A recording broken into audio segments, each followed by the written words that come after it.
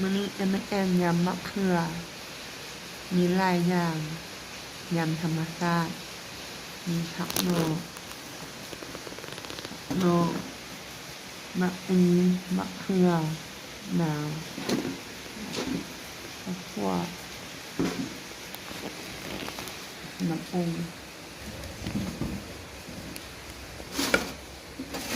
ทำประกอบด้วยกัน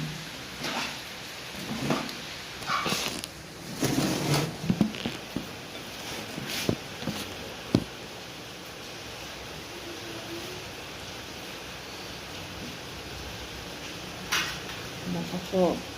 บ่มีหนังบ่มีหัวแล้วก็ผักโนก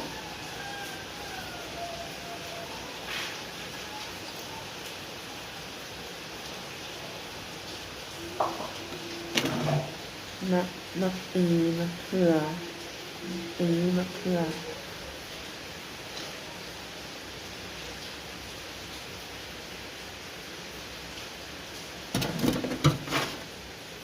คั่ว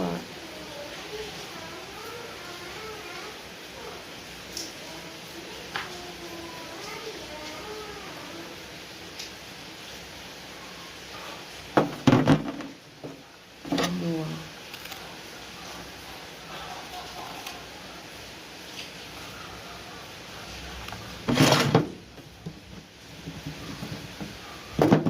แบบเผ็ดใส่เบิด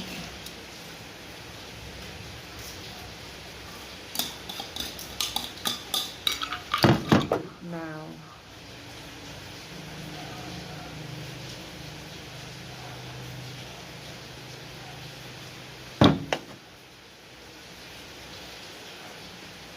กินธรรมชาติบ่ได้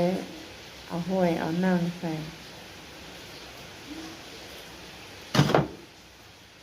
ดานได้กินหลายปีละ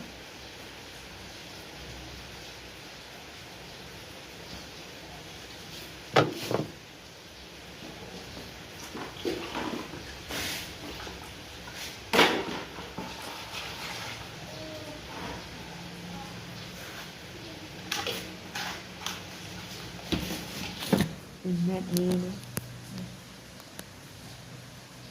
เป็นมะพร้าว